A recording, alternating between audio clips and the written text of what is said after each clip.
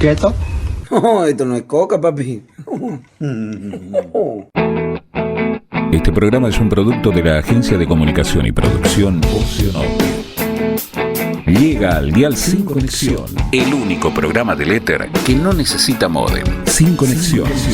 Todos los domingos, Alejandro el Negro Gutiérrez te invita a desconectarte de las redes para volver a conectarte con todo eso que dejaste abandonado. Sin Conexión. Una respuesta casi elocuente dentro del dial para quienes se quedan sin el poder de la internet. Sin Conexión.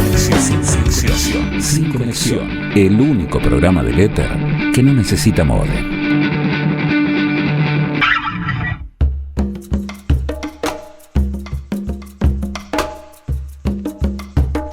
Tengo el placer este año de estar enfrente acá en el estudio con Iván Eisenstein, una persona que nos conocemos desde muy pequeños. Estaba pensando antes de darle la bienvenida a Iván, claro, nacimos geográficamente casi en la misma cuadra, ¿no? Corrientes, a la vuelta. Ahí a la vuelta, ¿no? Jugábamos al Sega, al Mortal Kombat del Sega, la veterinaria del barrio, la dentista del barrio, cosas que a pasar del tiempo todavía siguen presentes, y también, ¿no? Digamos, cómo los caminos nos fueron acomodando de vuelta, porque también me acordaba cuando esa primera banda, ¿no? Sabandijas, tipo todo eso, cuando éramos mucho más pibes, cuando estaba ese Rock Barrera ahí adentro, cuando el Villa Sarita no era este Villa Sarita que era ahora, y después nada, ya una carrera profesional que también te vuelve a conectar, digamos, con un amigo mío también, que es con Elian Guerini, y decimos, bueno, nada, qué bueno que el universo o que las cosas siempre estuvieron cerca, ¿no? Así que, Iván, gracias por estar acá. Gracias a vos.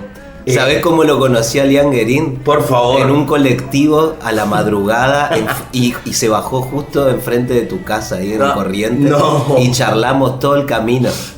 Así que así nos conocimos con Elian Guerini. Qué grande, Elian. Antes que arrancar esta charla, que va a tener un montón de aristas, el paso del tiempo, Iván, ¿cómo te vas con el paso del tiempo en vida y en circunstancias de logros y demás, digamos, cómo uno te vas mirando para atrás, o sea, sos nostálgico con lo que viene, estás muy conectado con el presente, ¿cómo te moves?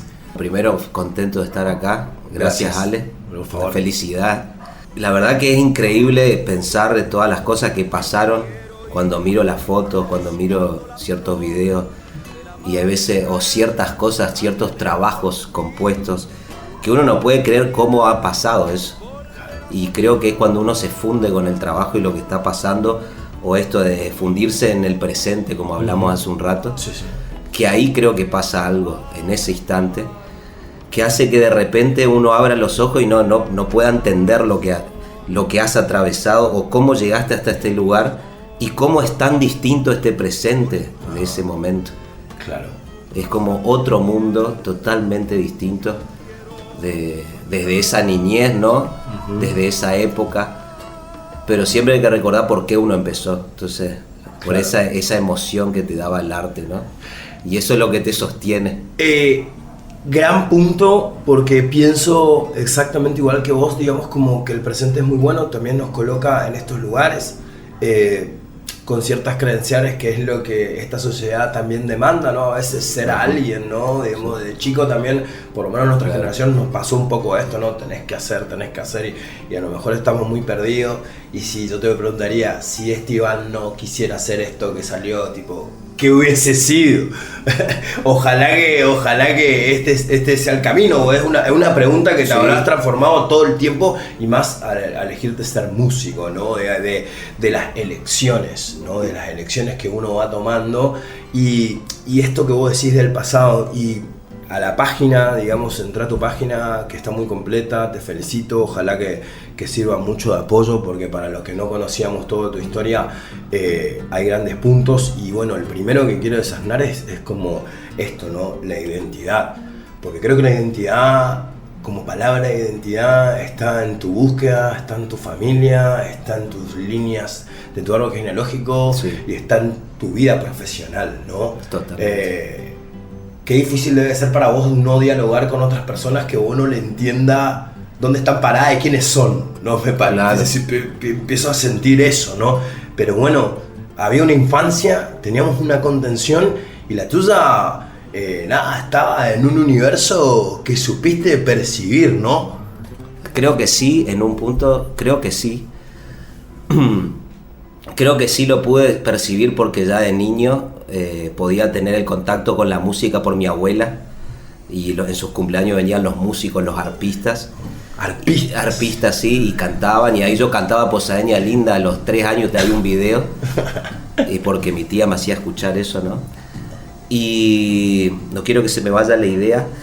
Y esto que decía que con respecto a elegir, ¿no?, en la música, antes de elegir la música, lo único que quise ser, que fue a los 13 años, fue biólogo marino, porque me enloquecían los animales marinos. Mirá. Pero después, hoy por hoy, sé que no podría ser otra cosa, porque no es que yo elegí la música como que algo que va mucho más allá de una elección. Lo que sí uno elige siempre es como el amor, como que hacer ese acercamiento cuando no hay ganas, cuando uno está bajoneado, lo que sea, hacer ese primer movimiento de compromiso, es como esa es la decisión. Pero después es como algo que sí o sí hace música y sale todo el tiempo. Por más de que estés triste, alegre, pasando la peor situación.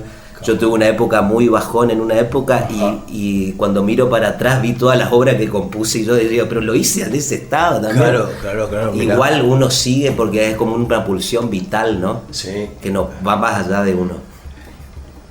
Arranca, ¿no?, la vida, esos cumpleaños con arpa, digamos, eso también era como algo, nada, ahí se te estaba diciendo, tipo, el primer registro que tuviste de música en vivo habrá sido un poco eso. El arpa, sí.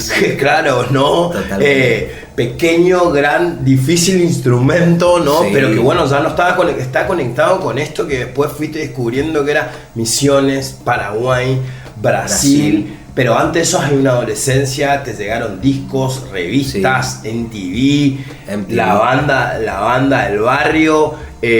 Claro, fuiste introduciéndote, digamos, en una posada también que estaba llegando al 2000, ¿no? Terminando los 90. Eso tenía que ver mucho también con nuestras condiciones sociales de vida, sí, cómo nos trataba, si teníamos posibilidades o no. Y el rock barrial, digamos, ¿no? Como venía el estadio por un lado y las bandas de estadio y el piti a la cabeza, digamos, ¿no? Como contándonos, sí, digamos, sí, las desigualdades que seguían ocurriendo y que nos seguían pasando con nuestros compañeros con los que tomábamos una coca, ¿no? Digamos. Y ahí, ¿cómo empezaste? El tema Homero, por ejemplo, ese marca un antes y un después. Me acuerdo que en un viaje que hicimos llevamos el disco de que lo habíamos comprado en Paraguay. Y mis viejos escuchaban, decían, ¿qué es esta música? ¿Viste? Una espina en el ojo, decía. Yo ni sabía a qué se refería. Pero bueno, y sí, esto de la profundidad de una letra yo no había escuchado algo así en ese momento, que describa tan bien una situación social.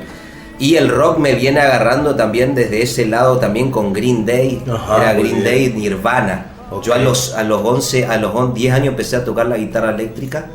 Que estudié con Omar Zaguaya.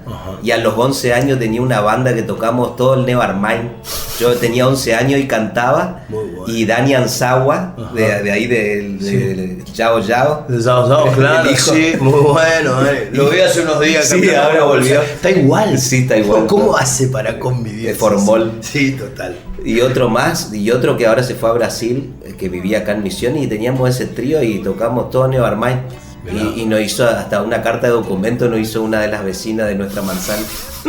A los 11 años, 11 años, claro. Ahí te damos cuenta también que la ciudad siempre va a tener esto, ¿no? De estas idas y vueltas con los artistas. Avanza, ¿no? Bueno, ya vos claramente muy conectado con la música, parte de uno también, parte emotiva de uno y es como nuestra banda sonora, si me estás contando todas estas canciones que te pasaron, Green Day, Nirvana, digamos, como esa rabia, digamos, que teníamos nosotros de poder escribir y también en una ciudad donde callejeábamos mucho, digamos, a nuestra forma y a nuestros límites, ¿no? Total. Pero caminábamos mucho y eso nos daba, experiencias. Total. Nos dieron experiencias. Pero hay un punto, digamos, y acá arrancamos, ¿no? Que leyendo la biografía, esto, ¿no? Digamos como, ¿qué pasa, digamos, cuando estás llegando a la adultez, viste? Y ese gran festival, digamos, cuando te cruzaste al festival. Ah, ese festival del 2008. Sí. Ahora pienso, digamos, contá como el desarrollo, tipo, ganaste ese festival, tipo, ¿fue la primera vez que te presentaste a un festival? Sí, fue la primera vez. Sí. Y fue una cosa muy impresionante porque yo en ese año 2008, yo llego a Buenos Aires sin saber leer música. Bueno, sí sabía, tenía una idea de lo que era una corchea, una negra, una fusa, algo así, muy, sí, pero no leía bien el pentagrama. Claro.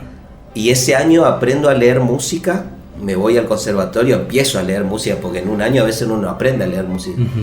Pero agarro y descubro a un compositor que se llama Agustín Barrios Mangoré, que hasta ahora toco las obras de él. ¿Verdad? Y ahora hago obras nuevas, todo con un concepto mucho más avanzado que ese momento.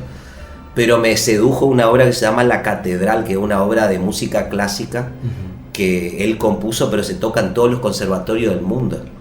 Es como la obra número 1 de los conservatorios del mundo, o sea, alemanes, japoneses, todos tocan esa obra. Pasan por ahí. Está en el último año del conservatorio. Wow, y es paraguayo el tipo. La cuestión es que yo agarro y me empiezo a aprender a leer con esa partitura, pero fue una cosa mía, porque en el conservatorio me daban otras obras más sencillas. Ajá. Y la cuestión es que me decían el que lea a primera vista en el conservatorio, porque yo estaba estudiando la otra obra. Claro. Entonces yo los estudios los leía y me hacía a primera vista. Sí. Y bueno, la cuestión es que un paraguayo me ve, amigo de mi tío, Larramendia, y me dice: prepará esta obra para el festival de Tacuarembó en Paraguay, es en noviembre, me dice. Bueno, pero estamos en marzo y yo ni sé la obra. Le digo, y estudiá, me dice. Claro. Y agarré y empecé a estudiar. Y la logré preparar en marzo, abril, mayo, junio, julio, agosto, septiembre, noviembre. Ponele que en 4 meses la aprendí toda y después la memoricé y la estudié. Pero era una obra dificilísima.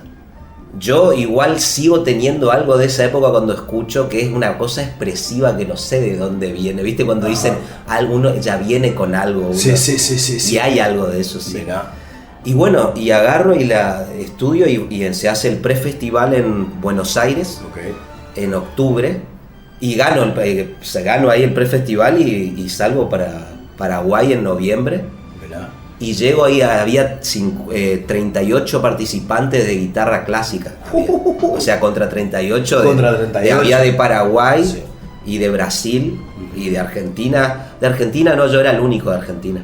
Mirá. Después eran todos y había categoría guitarra popular, clásica, arpa clásica, canto popular, masculino, muchas. Claro. Y venían de Japón también, gente de Japón a tocar el arpa. Mirá. Y bueno, ¿Cómo te sentías con esa instancia de competición? Digamos? Y nunca lo había hecho, hermano, sí. Claro, Entre los nervios. Bueno, esto te quiero contar, esto es importante porque tenía unos nervios. Imagínate, me prestaron una guitarra, porque yo no tenía guitarra cuando empecé a estudiar. Y mi tío Leli me presta. Y el que me invitó a que vaya a presentarme al festival y que quedé seleccionado me prestó su guitarra. Entonces la cuestión es que llega el momento que yo tengo que tocar, era a las 8 de la noche, más o menos toqué, y el festival empezó al mediodía o antes ya. Y cuando subo, me acuerdo el quick y el miedo que me dio, ese momento de subir y tener que tocar solo frente a toda la gente. Y agarro y me acuerdo que yo dije, yo no me tengo que poner nervioso porque yo nací para esto, o sea, ¿qué otra cosa voy a hacer? Yo hago música, es lo que voy a hacer siempre. Entonces agarré y me armé de coraje, subí y empecé a tocar y toqué de principio a fin, así, toda la obra, que duraba como 8 minutos, más o menos. Y bueno, y terminé y se aplaudieron, fue un aplauso tremendo. Y había uno guaraní que dijo algo de Mitaí, que bien que tocaste Mitaí, no sé, una cosa así. Mirá. Y bueno, y después esperamos los resultados y cuando yo ni pensé que iba a ganar. Porque viste a muchos colegas, sí, vi otros que tocaron, pero nadie tocó una obra tan difícil como la que yo toqué. Ahí va, claro. Y yo por inconsciente, ¿no? Porque sí, te dijeron. Sí, pero yo estaba tocando ese, porque me gustaba. Claro. Pero sabía que no iba a poder terminarla, pero como me dijo, bueno, tenés que presentarla, me saqué ese límite. Claro. Eso abre puertas, abre algo más importante que es una gran decisión, sino como una decisión tuya de decir, Che, bueno, para lo Algo que, bien hago. Sí, para los que no creían, Eso. acá está. Eso pasó. Y bueno, ahora sí, acompáñenme. Claro. ¿No? Digamos. Sí, fue un poco eso. Porque hubo muchos problemas en el camino, en ese sentido. Y también para poder tocar eso, yo tocaba. En esa época habré tocado 10 horas por día más o menos. Uh-huh. Y en los años siguientes yo he llegado a tocar casi 12 horas más o menos. He tenido etapas de años que he tocado muchas horas para poder llegar a ahora estar más relajado y ya tener como una base. Claro. Y ahí eso te da, es como que te da el gran esfuerzo que uno hace, después uno sigue puliendo. Pero como que hace el gran esfuerzo, sí. Y eso ya te da como un manejo del instrumento básico para poder expresar las emociones y que no sea un impedimento. Claro. Buenos Aires, llegaba a Buenos Aires, bueno, estamos ok, y de toda la gama de que decidiste estudiar, digamos, ¿cómo llega también esa decisión, digamos, que quieres hacer? Voy por acá, teniendo infinidad de circunstancias y también cronológicamente vivo y activo para poder hacer para hacer el trabajo rudimentario del músico, claro. Digamos, de tener otra banda, de poder componer para otro. Te limpiaste ese camino, dijiste, voy a ir por acá. Sí, una decisión muy, no sé si acertada. Adulta quizás, ¿no? Muy adulta. Sí, adulta en un punto, no sé si acertada pensando en los beneficios y todo eso, pero sí acertada en el sentido que fue un placer tremendo aprender a cómo componía Bach, estudiar la armonía de Debussy, estudiar el contrapunto antiguo, escribir misas, escribir preludios, conocer todo eso y cruzarte con otros músicos en la universidad, eso me queda y lo uso para lo que hago. Hay gente que a veces estudia y deja de no usar todo lo que estudia, como que claro. ¿Para qué estudiaste y después haces una canción que suena como si fuera que nunca leíste una partitura? No sé. Claro. Entonces hay que traer eso, eso es más artesanal siempre. Esto, ¿no? También a la carrera que elegiste, los docentes y los colegas que te acompañaron también, digamos, contemporáneamente, grandes hombres y mujeres de obras, digamos, como tuviste un lugar de refugio también no creativo, sí, que eso es fundamental, que a veces no sucede porque en la música también está mucho la circunstancia del ego, pero en el aprendizaje me quiero entender que vos te nutriste de todos, digamos, de todos ellos aprendieron de vos, porque también vos venías, vamos a decirlo, con los trucos de acá. Claro, vos sabés que en la clase cuando hay un video que anda circulando en Buenos Aires del año cuando yo estudiaba en el Falla de folclore y tango, que quedó ahí en el aire, y todos los que estudiaron folclore en Buenos Aires me dicen, vos sos del video de tal cosa, que era porque yo estaba en una clase del conservatorio con Moscardini, que es uno de los mejores guitarristas para mí de todo el país y también del mundo, que fue mi maestro. Él me filmó y me hizo, él que te enseñe cómo es la música de Misión, el gualambao, entonces, y filmaron así un video y eso está rondando por ahí, pero yo no sabía, ¿viste? Me enteré hace poco. Eso como viral, digamos, en el ámbito académico. Sí, una cosa así, sí, que va por abajo, ¿viste? Y eso, ¿no? Otra vez identidad, llevando a Buenos Aires, llegando a un lugar académico y que te ingiere no solamente el estudio de lo que es, de cómo hacer, sino que también el estudio de las raíces, ¿no? Sí. Y ahí habrás entendido, por eso mi abuela en su cumpleaños traía el arpa, claro. Por eso suena, eso como la investigación, si no serías un gran periodista, podrías escribir libros de investigación de la vivencia y claro, de la palabra, ¿no? De la vivencia, sí. Y esto de que se fue dando, es como que paralelamente, mientras estaba estudiando, ¿no?, la formación académica, tuve la oportunidad de en ese mismo 2008, 2009, en ese mismo 2008 ya empecé a visitarlo a Ramón. Y él vio todo mi proceso de que yo empecé a tocar nada y tocaba la danza del Mainumbú. Y hay un video, creo que yo toco la danza del Mainumbú con la guitarra de 10 cuerdas de Ramón cuando tenía 18 años. Estoy con el pelo largo, así con una musculosa. Y era en esa época que tomamos un café con leche y él vio todo el proceso. Entonces como que yo a la vez me nutría de la parte académica en la universidad y tenía al dios del folclore no solo de Misiones, de Argentina, ¿no? Ramón Ayala, y aprendía con él también. Claro. Entonces había como una cosa diagonal entre lo popular y lo académico. Este acercamiento, digamos, a Ramón, que estamos como en el camino de los 100 años, ¿no? El año que viene va a ser un centenario de vida, tipo, este año son, claro, 100 años, se fue a los 96, tipo, vos empezás a decir, digamos, ¿no? Y ahí empezamos a entrar, digamos, a esto de, volvemos siempre, ¿no? Con la circunstancia a la memoria. Qué suerte tenemos, venís de dar una clase, digamos, para colegas interesados, digamos, acerca de los ritmos, que también te debe ingerir tipo como un pensamiento más allá de toda la carrera que vos construiste, decir, vuelvo a mi ciudad, que es mi ciudad, y claramente tengo la misma autoridad de poder compartir mis conocimientos con otros colegas, pero también te queda con el interferir de decir, che, ¿qué van a pensar esto? Que yo nunca vengo, ¿viste? Pero ahí te das cuenta que esto, claro, no nos estamos ocupando, parece, claro, algo, ¿no? No es ni una beta, ni algo que uno diga, che, voy por acá, no, si es rentable o no, digamos, tipo, y esto lo digo con firmeza porque antes de esta charla estaba escuchando un podcast donde ya te encontraba ya, digamos, de más pequeño en el 2006, 2017, casi 10 años ya, con una mirada como bastante parado, pero lo que pasa es que a veces siento que son los procesos y es el tiempo que te tiene que colocar en ciertos lugares, tipo tenés que golpear sí o sí ciertas puertas y tenés que seguir mostrando hasta que vos digas, che, yo ya no quiero mostrar más, pero todavía siempre parece que sí. Sí, totalmente. La aprobación. Vos sabés que eso en Canal 4, eso estuve bien, creo que empecé a hablar de cosas porque empezar a darte cuenta que la gente no te conoce, entonces tenés que a veces decir cosas aunque sean un poco aburridas para mí, obviamente, porque ya las sé, sé. Pero bueno, aprender un poco a eso, a decir, viste, ya cuando si en algún momento uno es más conocido, ya no es necesario tal vez. Claro. Pero uno todavía tiene que saber un poco, explicarle a la gente qué es lo que uno hace, ¿no? Sí. Y saber comunicar, bueno, es todo un tema. Que lo fuiste aprendiendo, sí. O sea, el don de la docencia o de la practicidad, también el contacto también de conocerlo a Ramón, todo, escucharlo.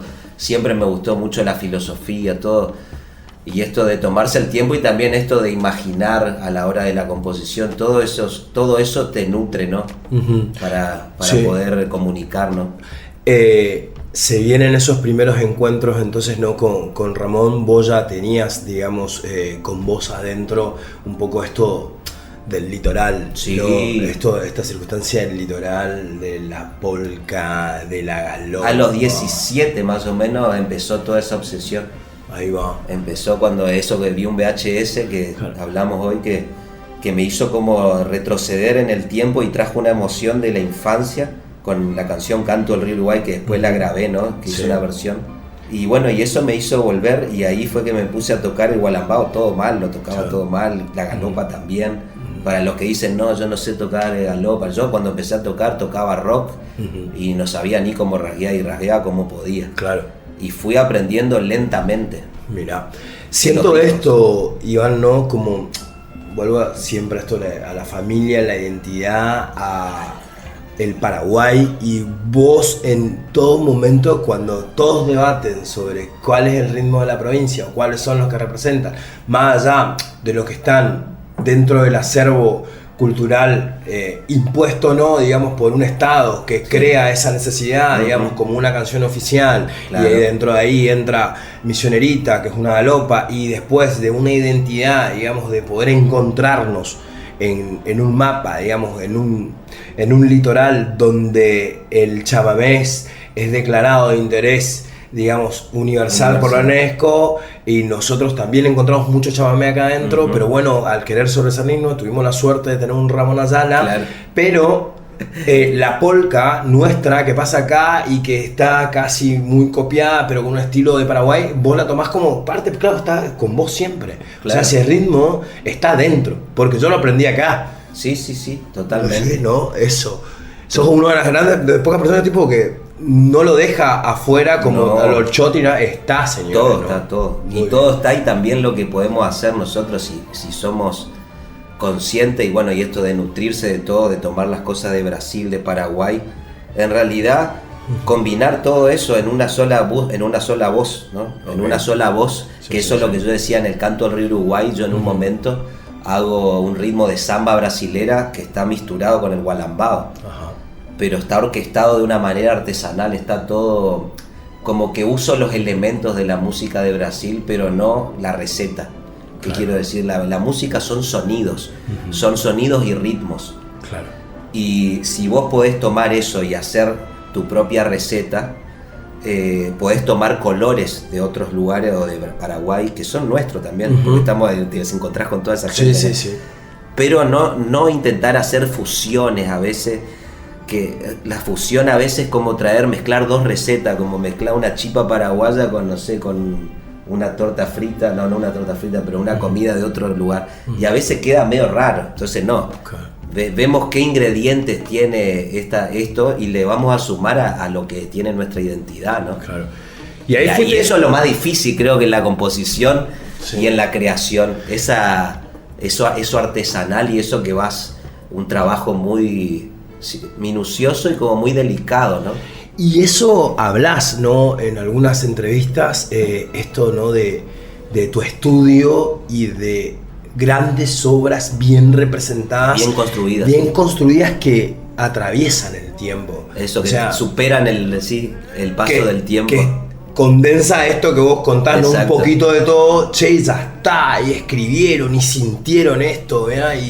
Y vos decís, No hay entonces, nada que agregar ni nada que quitar. A veces. y ahí es eso, ¿no? Y ahí eso como te dice, che, no estoy errado en el camino de lo que pienso, porque a lo mejor adrede o no, el artista se comunica, ¿no? Sí, total. Y ahí encontraste muchas piezas que hicieron tu propia creación de repertorio, digamos, Exactamente. y que complementaron, digamos, ¿no? Como lo mío y lo nuestro. Sí, exactamente. Y ahí nació Triple Frontera, ¿no?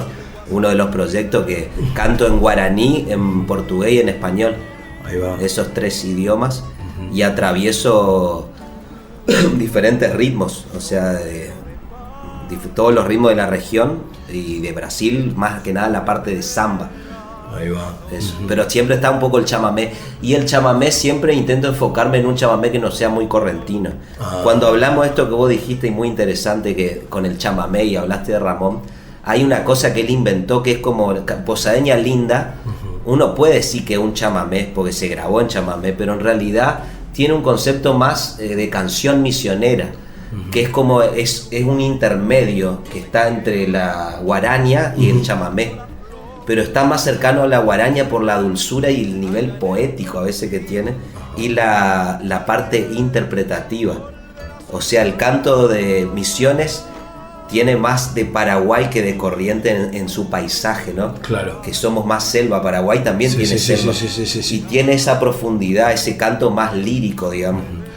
¿no? Cuando me Que se das, puede- me estás comentando esto, es como siento que tendríamos que escuchar una canción, ¿no? Y como uno va construyendo ese imaginario de provincia, de selva, de río, de agua, de caminos, digamos que está representado en lo que dijiste, ¿no? En sonidos. Claro, en digamos. sonidos, sí, sonido, y esto de los sonidos largos, y también esto de la poética profunda que tiene que ver con un paisaje, ¿no? Muy diferente.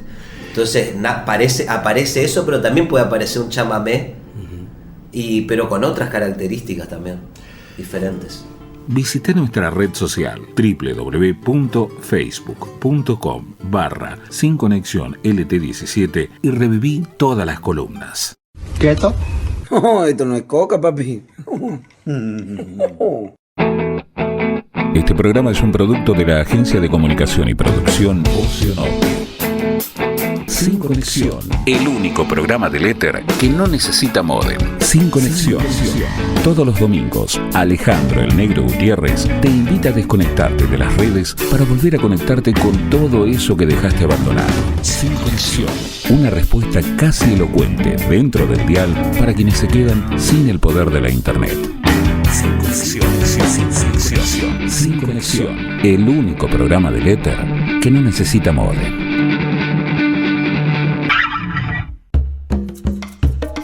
Para arrancar esta etapa de Ramón, ¿no? ¿En qué momento de tu vida te encuentras con Ramón y después, tipo, esos 5 años de trabajo arduo, de acompañarlo? Eso fue lo último, sí. De aprender, y encima siento que te tocó un Ramón con el reconocimiento absoluto, sí, digamos, ¿no? Era como, le llevaron a la luz disco, le hicieron grabar de vuelta, le empezaron a poner en otros lugares, y también hay un Ramón ahí, a mi parecer, como en la situación más clara de su vida, de ella, yo hice estas canciones, voy a divulgar las que soy yo. Porque tenía un cancionero tan grande y tipo, todo el mundo está tocando un montón de canciones mías por todo el mundo, pero no saben quién es Ramón Ayala. Claro, sí. Me parece que eso también lo marca Marcos López en su documental, digamos, ¿no? Como que esa última etapa ya consagrada siempre, pero for export, ¿no? Para contar que él era el creador de un montón de canciones que estaban pasando de Mercedes Sosa para un montón. Entonces te tocó un lugar, y la pregunta que tengo primero, antes, para que me cuentes cómo fueron esos primeros años, también le tocó lo mismo que te toca a vos, ¿no? Divulgar. O sea, al Chango Spasiuk, a cualquiera, a todos tus colegas le toca lo mismo. O sea, van a tener que divulgar. ¿Por qué? Pero primero esto, ¿no? Digamos, ¿en qué momento de la vida estaba Iván cuando, vení para acá? ¿Cómo que vení para acá? Sí, una locura fue. Yo lo acompañaba en los recitales, donde él iba a tocar, yo llevaba la carpeta, a veces iba con él. Y hay infinidad de anécdotas. Hay una que es buenísima, que yo le armé la carpeta y había un tema que se llama La Voz del Corazón. Y él empezó a cantar, y era un tema que no lo cantaba muy seguido, pero yo le dije, mira, vamos a poner este, está buenísimo. Y empezó a cantar y empezó a cambiar toda la letra. Claro. Y terminó la obra así, yo no entendía nada, decía, ¿qué genio, qué está pasando acá? Y termina y dice, esta obra nunca la escucharán por los siglos de los siglos. ¿Pero por qué, Raúl? Porque la acabo de inventar. Claro, también tenía eso, ¿no? Como el misticismo de su poesía. Y tenía esto, ¿no? Hay algo que también seguramente lo aprendiste vos, que poder manejar las masas. O sea, poder tener la concentración total arriba del escenario, y eso es como he visto en festivales. Y el manejo de la palabra es eso. Eso, ¿no? Digamos, y después la música, el personaje, claro, entonces fue como una tensión tan difícil.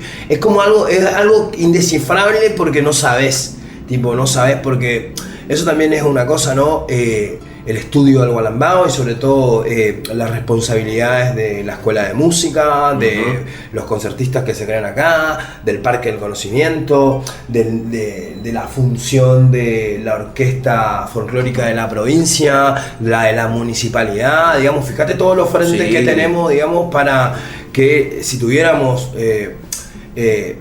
directores que seguramente están bien puestos en esos lugares, digamos, pero si estaríamos todo conectado con todo, digamos, esto sería podría ser una potencia. Sería una potencia. Una potencia de exportación. Y que cada uno... Que eso sería como hace Cuba, creo que hace eso, crea tan buenos músicos y todo, que después salen a tocar y traen dinero para la provincia, imagínate. Claro. Algo así. Claro, porque para que ingresen divisa también, imagínate vos, llevas un nivel de música de la hostia a otros países y entran así, se llama industria del conocimiento también, cuando médicos que llevan a otros lados. Claro.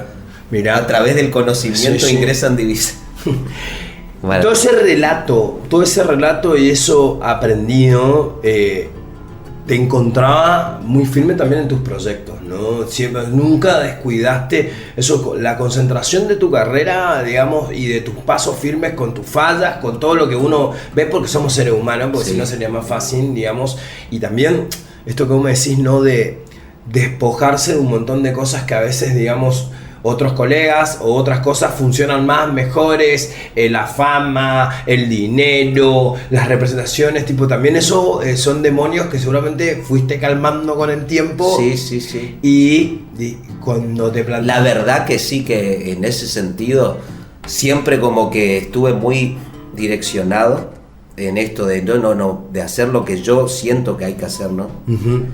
Y no traicionarme, eso como que siempre. Y como también dice que Spinetta también era así, no sé. Claro.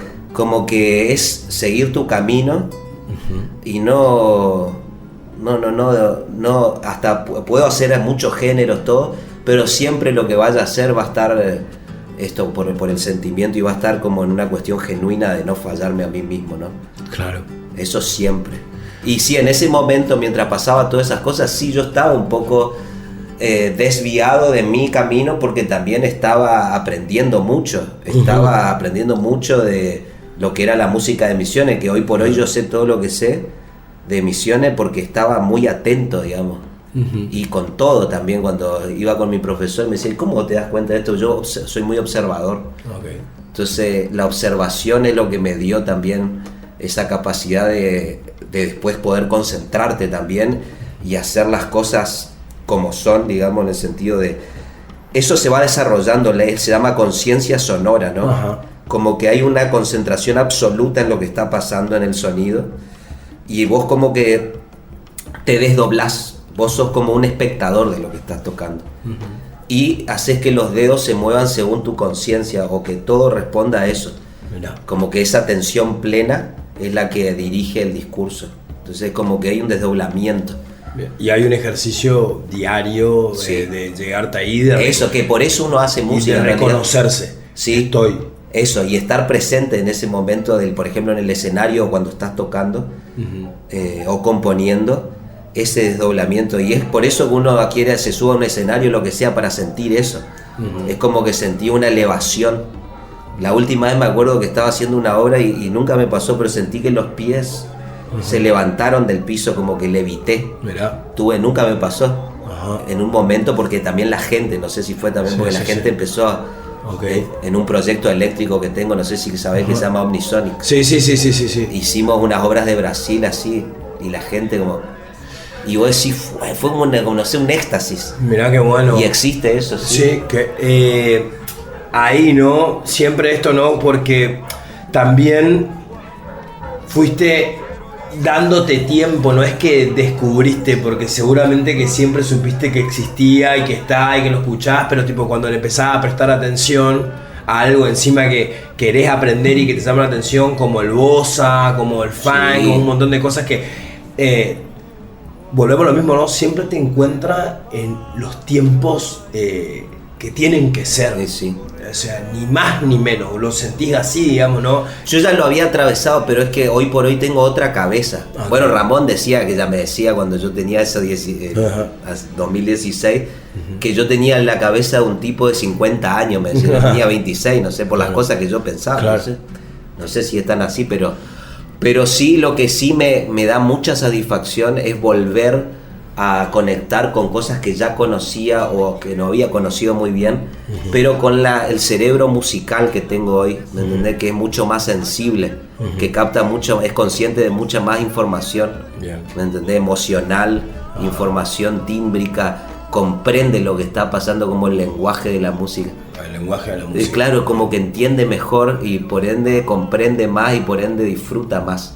Entonces ese es un llamado, digamos, que hasta Jimi Hendrix yo lo escucho y puedo entender más. Claro. ¿Por qué me gusta Ramón Ayala? También tiene que ver con Jimi Hendrix. Ahí va. Hay una unión de esto que hablamos de lo afro, porque Jimi Hendrix tiene mucho ritmo a la hora de cantar y de tocar, un swing especial. Y Ramón Ayala era igual. Y también él tiene algo especial como en la forma de cantar. También era algo hipnótico, digamos. Sí, ¿no? Esto, ¿no? Y son los dos son medio afro, claro, ¿no? Claro, sí, total. En estas últimas partes de la charla, Iván, no quiero pasar por dos cosas que son muy importantes. Primero es como esto, ¿no? Esa beca que ganaste. Siempre pienso, ¿no? Digamos, claramente para el hito de la historia de la biografía tuya, ganar la beca era como, bueno, esto es muy fácil, ¿no? También es fácil en un sentido que podés competir con un montón de gente, pero estabas muy seguro, pero después la experiencia. Sí. O sea, cuando ganaste esa beca de Nación, digamos, y te fuiste a vivir, contá cómo te fuiste a vivir a Paraguay. Y en la embajada de Argentina viví. Qué locura. Increíble. Sí, primero no podía creer, como después me enteré que un músico muy grosso dice que fue el que miró así, dijo, este es el que tiene que ir. Entre otros músicos, ¿no? Imagínate, estamos hablando de toda Argentina, ¿no? Sí. Eso es muy loco. Y eso eras vos. Y yo igual. Qué loco. Y bueno, y ahí Pero vos estabas preparado, tipo decías, porque tenías que armar tu vida. Sí. Tipo, Yo por suerte en ese momento estaba bastante acomodado, o sea, no acomodado, sobrevivía, no es que vivía bien, sino yo ya del 2015 sobrevivía tocando con Ramón y haciendo algunas presentaciones. Yo cuando íbamos de viaje, yo también hacía mis conciertos antes, viajaba antes y hacía una presentación y me armaba las cosas que podía, una contratación privada y algunas para alumnos particulares, pero bueno. Sí. Era así. Entonces de repente podía, por tener esa libertad, no estaba atado a ninguna institución, pude armar eso, ¿me entendés? Y pude armar el mes ese. Entonces me voy, viajo para acá, me acuerdo, paso por a ver la familia, aprovecho, y ahí agarro en noviembre, no, fue diciembre, 28 de noviembre más o menos, del año 2017. Llego a Paraguay y me voy a la embajada ahí.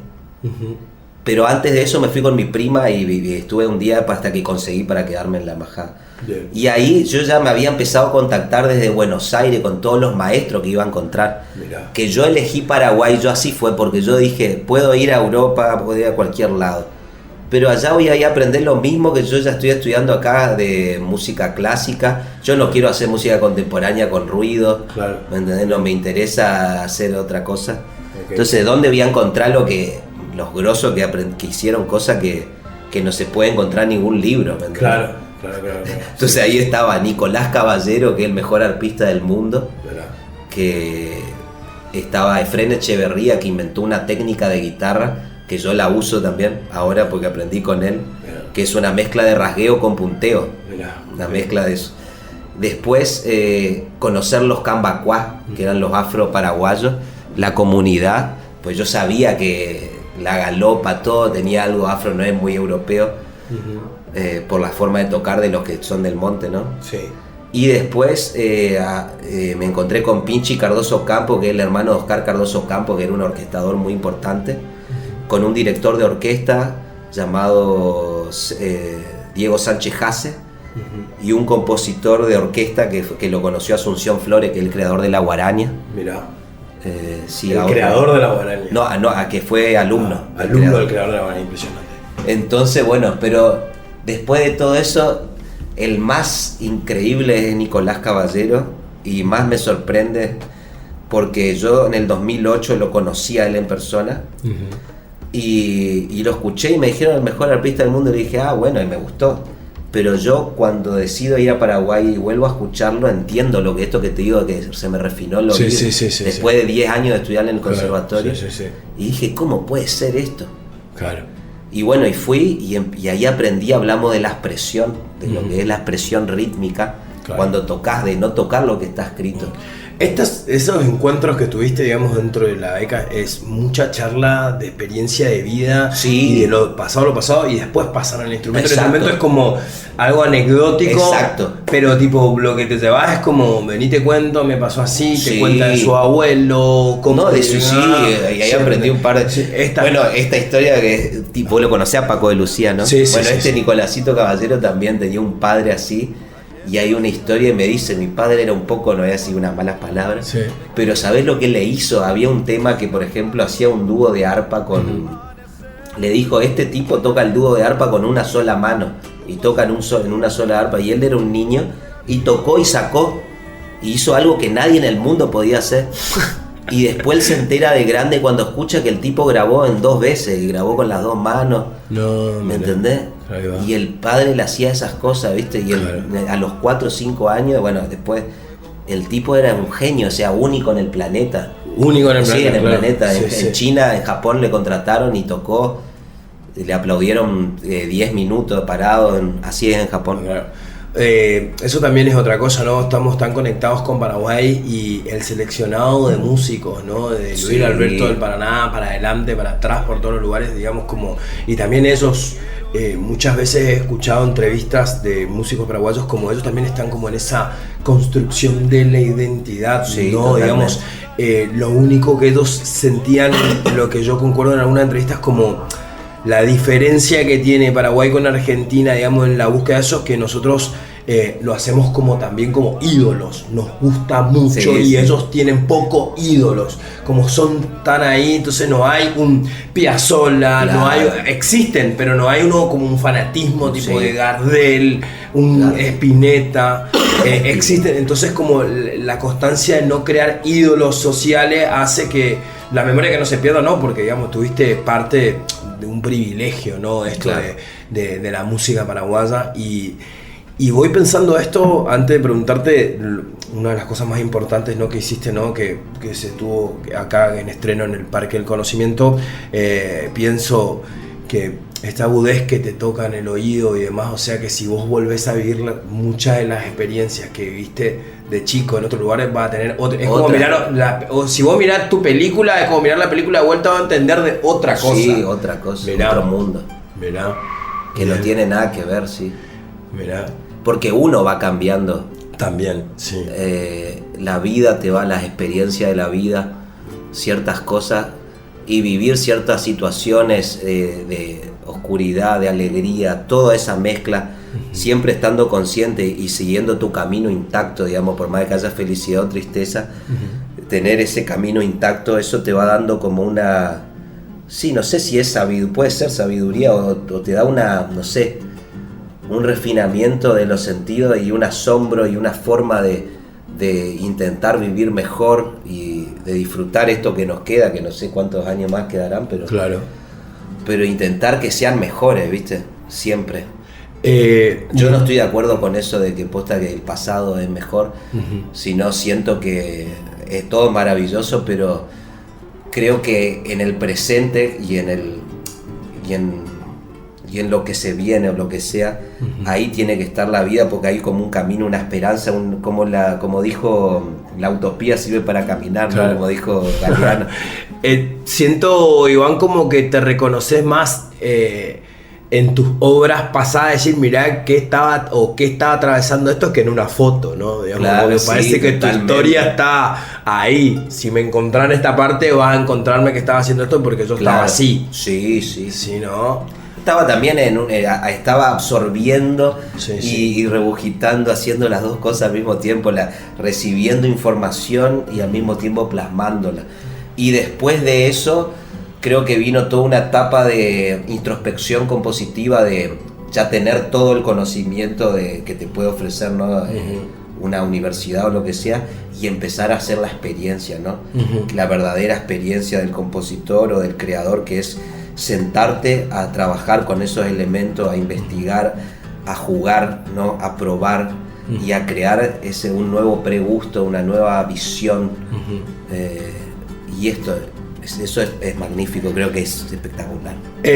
Algo de eso habla tu biografía, ¿no? Porque está la palabra búsqueda, ¿no? Sí. Hay algo que, o sea, también es como, si hablamos un poco del alma, de lo bueno, de lo malo y para qué estamos acá, creo que la música y el lugar te dijo o te está haciendo llegar, yo vine para esto. Sí. Y ojalá llegue a que comprendan y que deje esto, ¿no? Digamos, como parte del espacio de lo que le toca al artista, ¿no? De que la obra atraviese Sí, a que todo. sí. Y ya y tuviste, pueda beneficiar a y tuviste otros. maestros que la obra atravesaron, Sí, ¿no? Esto es la como muy verdad que claro, sí. digamos, y son igual que vos, y le pasa lo mismo que te pasa a vos, entonces eso como también es más alentador, No, ¿no? sé ¿No te positivo, parece? sí. Más terrenal, tipo, Sí, este sí. chabón le sufrió lo que yo sufrí, ¿no? Sí, eso es muy loco, sí.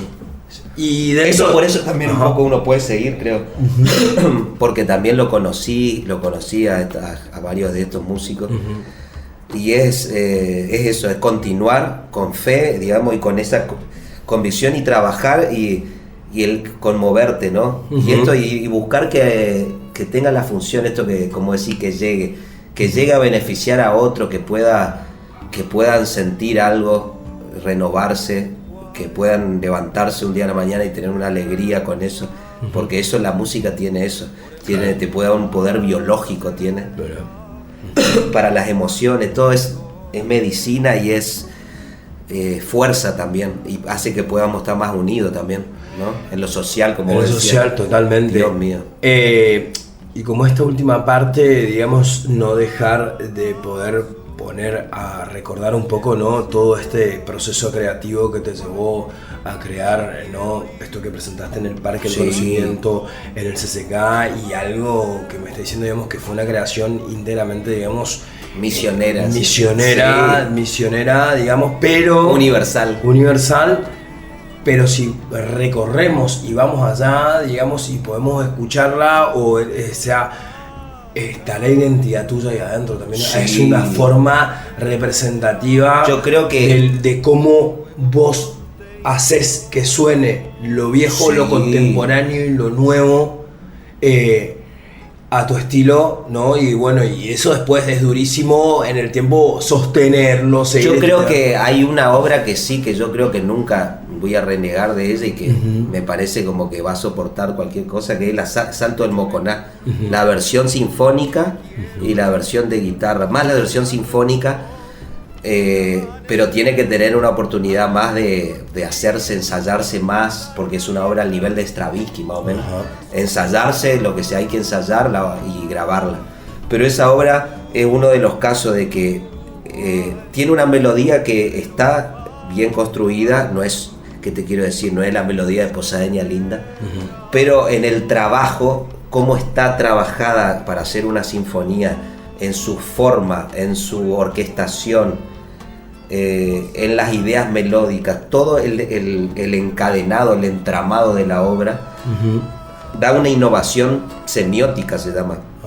Porque no es que hago ruido ni cosas raras, pero sí hay una cierta combinación de elementos que hacen que la obra sea muy original. Que es una mezcla de tener los tambores uruguayos, de tener los ritmos de Misiones, ciertas melodías que van a lo muy sencillo, a lo muy simple, a lo que sería como algo que lo tocaría una persona del folclore, y cosas más complejas y sonidos de pájaro, y se mezcla todo eso y el sonido del monte, y que genera algo que yo no lo escuché, por lo menos antes. En otros compositores, vos podés escuchar Stravinsky y tal, cualquier otra obra, y se da una condensación que creo que es un logro, ¿no? Y que se dio también por tanta indagación de corregir, de volver a escuchar, de volver, hasta que en un momento yo ni sé cómo la compuse ya. Claro. Llegué a ese punto.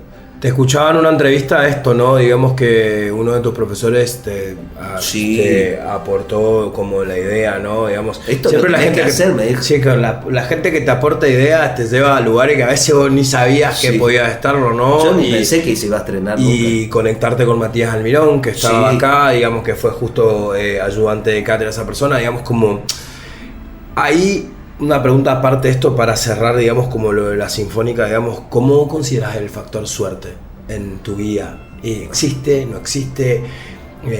¿Es una constante? ¿Qué valor le pones vos a la suerte? No sé si creer tanto en la suerte, creo que en las bendiciones. Okay. Y creo también en las que parece que no son bendiciones, que pueden ser muy oscuras, que también tal vez puede haber algo para algún provecho espiritual para sacarle. Para aprender también. Sí, Muy que bien. creo que es eso. Porque de suerte, yo te puedo decir que sí tuve suerte, pero también tuve más bendiciones, creo. Ahí va. Y que también son cosas que también te pueden llevar hacia atrás también. Es como uno interpreta y cómo sigue el camino, cómo ve la totalidad, lo que hace que uno... ¿Cómo está parado para afrontar? Cómo para eso, cómo recibís y sí. cómo accionás después de lo que sucede. Claro. Porque cuántos casos hay que pasa una cosa y la otra. Sí. En mi caso lo puedo ver así, como que si fuera, hay que estar consciente de las bendiciones y agradecer. Y también cuando pasan cosas que no amargarse, como que no... sí sentir lo que quieras sentir, pero pero saber que hay que ir más allá de eso, de lo emocional, ¿no? Como una vez me dijeron eso, no sé si lo puedo practicar, pero es ponerte el objetivo e ir ahí. Y ahí es como que se van desprendiendo cosas y van apareciendo las cosas avanzando en una dirección. Siempre avanzaste, aunque no parece. Aunque no parece, no, eso claro, a lo mejor porque somos muy duros nosotros con nuestro propio futuro, digamos. Sí, yo eso creo que sí, que eso me agrada y me pone contento, que a veces pienso en perspectiva. Y hoy por hoy me siento un músico mucho más completo y más capacitado que en ese momento que hice la sinfonía, ¿no? Me siento mucho más capaz en la cuestión de la interpretación, en la cuestión de la visión de la música, de cuando toco la guitarra, cuando toco el piano, una mayor comprensión de lo que hay detrás de notas, ¿no? Que hay otra cosa que no es, que va, y eso Ramón me dijo una vez que yo lo escuché en vivo y tocó un tema que yo lo canto siempre, se llama Mi Escuela de Galvez. Y él tocó, yo me acuerdo, y yo entré en un llanto, pero inconsolable. Y bueno, yo le dije que me pasó eso y me dice, hay algo que va más allá de la música y de la letra. Mira. ¿Y qué es eso? Es el estado interno. El estado interno. El estado espiritual que uno habita cuando está tocando. Que en realidad, ¿qué es lo que uno es? En realidad la música refleja lo que uno es como ser. Claro. Y la música es una herramienta. Por eso a veces pasa que dice, pero canta re bien, pero no sé, a mí no me llega, ¿viste? Claro.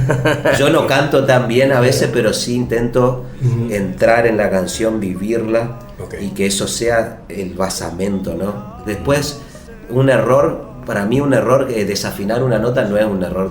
Un error es no estar adentro de la obra, no estar comprometido y en ese estado de temblor o de asombro o de emoción. Eso sí lo considero un error, la desconexión. Entiendo. Después equivocaste si querés. Sí, pues está dentro de los márgenes. La última, y te agradezco por tu tiempo, Iván, y por esta charla. Ese objetivo, todo lo que me contaste, digamos, estaba dentro de tus objetivos y a veces no, pero aparecieron y incrementaron los objetivos. Sí. ¿Y cómo seguís? Digamos, por lo menos en esta temporada, en estos próximos meses, digamos, cómo tratás de enfocarte, qué se viene, con qué siempre estás, digamos, cómo esto, ¿no? Cómo tratás de convivir entre tu carrera y la vida, ¿no? Sí. Digamos que en la carrera no te lleve todo el tiempo de estar siempre en una. Claro, ¿no? Claro. Conectado, digamos, con el trabajo, porque mal que mal es el mal que viene, es tu trabajo. Sí. Eso, ¿no? Digamos, ¿cuáles son los próximos movimientos? ¿Tenés viajes? Hay festivales de guitarra, que eso estuve abriendo este año. Yo toqué en el Festival del Litoral en el año 2024, no sé si eso sabía. Sí. Fue una presentación, mi primera vez en el festival. Sí, recuerdo. Y bueno, y de ahí en adelante empecé a armar esto de el Triple Frontera, que es el concierto que lo estoy ofreciendo ahí en Buenos Aires también y en el interior del país. Y después en los festivales de guitarra, el concierto como el que hice en Francia en el año 2020, que era todo de Misiones y de Argentina, ¿no? Con Piazzolla incluido. Y uno de los objetivos, una de las cosas que ahora estoy en un proyecto con un compositor que se llama Fernando Otero, que llegó a trabajar con Quincy Jones y vive entre Nueva York y Argentina el tipo. Y estamos presentando, que lo presentamos acá para el Centro de Conocimiento, no sé si va a salir aprobado el proyecto, pero se llama Dos Orillas de Argentina, ¿no? Música de Buenos Aires y de Misiones, con piano y orquesta sinfónica y guitarra de 10 cuerdas y orquesta sinfónica, todo temas propios, con esa formación. Esa es una de las cosas que estamos armando la temporada, la próxima temporada. Y otra es que estoy trabajando muchas obras de piano solo, que tienen mucha música de Misiones, influencia. Todo lo que yo hago que sea música académica está atravesado por la música de Misiones. Grabar eso y hacer un material y luego hacer una gira de eso, ¿no? De música puramente instrumental para piano y guitarra de 10 cuerdas, pero más y más piano, sí. Muy bien. Iván, agradecido por tu tiempo, hermano. Espero que te hayas sentido cómodo. Sí, un placer. Ojalá nos encontremos con próximas aventuras, ¿no? Buenísimo. Gracias, Ale. Por Un favor. placer, el placer es mío. Visita nuestra red social www.facebook.com/Sin Conexión LT17 y reviví todas las columnas.